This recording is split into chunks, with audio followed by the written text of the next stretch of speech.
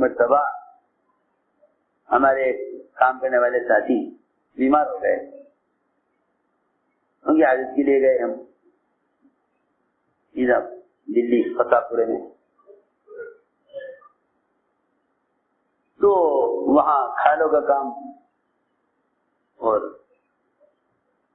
ہڈی اور کھال کاروبار ہے، ایک طرف ہڈیوں کا ڈھیر لگا ہوا تھا، ایک طرف کھالوں کا ڈھیر لگا ہوا تھا، وہاں کسی کی حاجت کے لیے جانا تھا،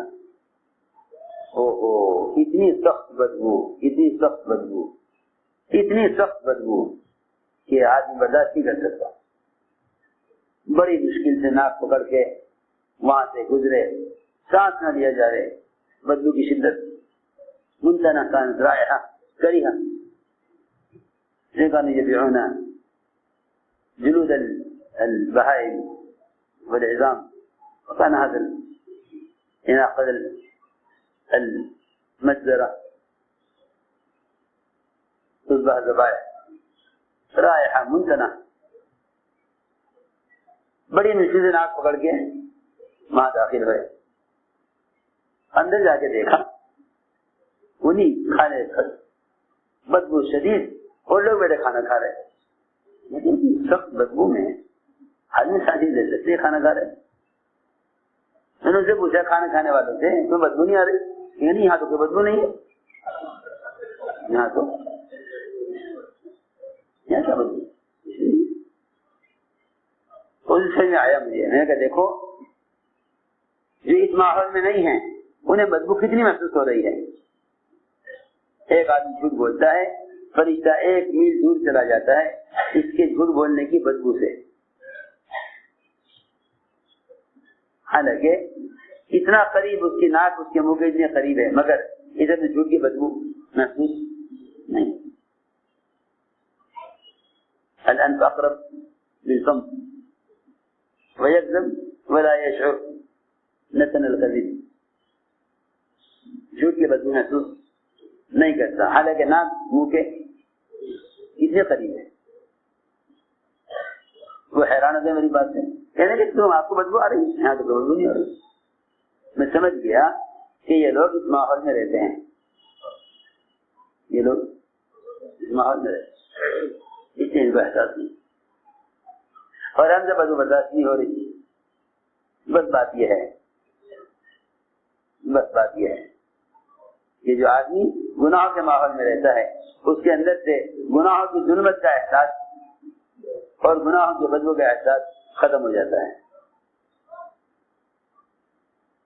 اس لیے فرمایا کہ اپنے ماحول سے نکلو، ماحول سے نکلو، اخراج اور خروج بھی ضروری ہے، تاکہ ماحول سے نکلو، اپنے پتہ چلے تمہیں کہ ہم جس ماحول میں تھے، صحابہ نے شرک کی ظلمتوں کو ایمان کے ماحول میں آ کر سمجھا،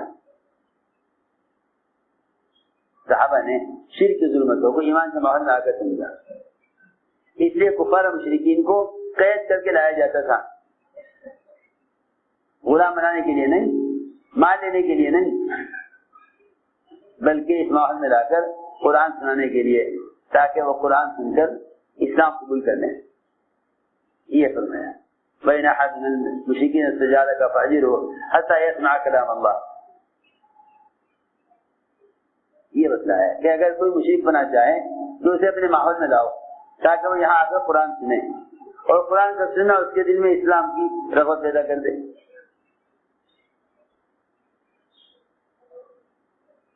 چنانچہ میں عرض کر رہا تھا کہ اس عالم نے اس قابل سے کہا کہ تم توبہ چاہتے ہو تو اپنی بستی چھوڑ کر نکل جاؤ، فلاں بستی میں جاؤ۔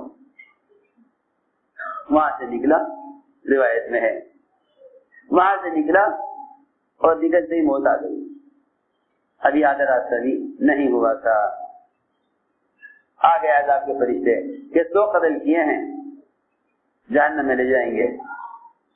اللہ تعالیٰ نے اس نکلنے والے کی مغفرت کے لیے، بستی چھوڑ کر نکلنے والے کی مغفرت کے لیے اس زمین سے کہا کہ تو پھیل جا، اس زمین سے کہا تو سمٹ جا۔ فرشتوں کو بھی نہیں خبر کہ اللہ تعالیٰ اب راہ میں نکلنے والے کی مغفرت کے لیے اندر اندر کیا کام کر رہے؟ اندر اندر رشتوں کو نہیں پتا، رشتوں کو نہیں پتا، وہ تو ذاتی کارروائی کر رہے ہیں، وہی بستی کے اپنی بستی کے قریب ہے، یہ دوسری بستی کے قریب ہے، وہ تو کر رہے اپنی ذاتی کارروائی. اور یہاں اللہ تعالیٰ نے چپکے سے فرشتوں کو نہیں خبر، اس زمین کو براہ راست حکم دیا انت باعدی کہ زمین تو پھیل جا. میرا ایک بندہ میرے راستے میں نکلا ہے، میرا ایک بندہ میرے راستے میں نکلا ہے، تو قتل کر کے اے زمین تو پھیل جا اور اے زمین تو سکڑ جا. تو کہا فرشتے سے نپائی کر لو. فرشتے سے کہا حالانکہ اللہ تعالیٰ کو اختیار ہے، مگر دکھلا دیا فرشتوں کو کہ زمین نپائی کر لو تم. اور زمین کو ناپا گیا تو جہاں سے آ رہا تھا وہ دور ہو گئی اور جہاں جا رہا تھا وہ قریب ہو گئی.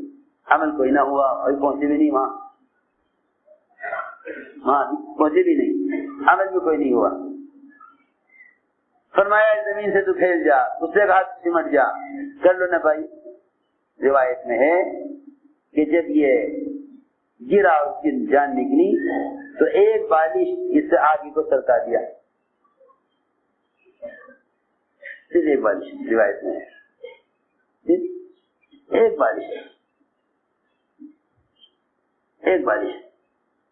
ایک بالش کا فرق تھا. وہ زمین ایک بالش دور ہو گئی، یہ ایک بالش قریب ہو گئی. ایک بالش کا صرف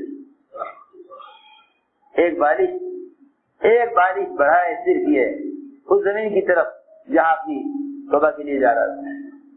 فیصلہ ہو گیا کہ اس کو رحمت کے فرشتے لے جائیں.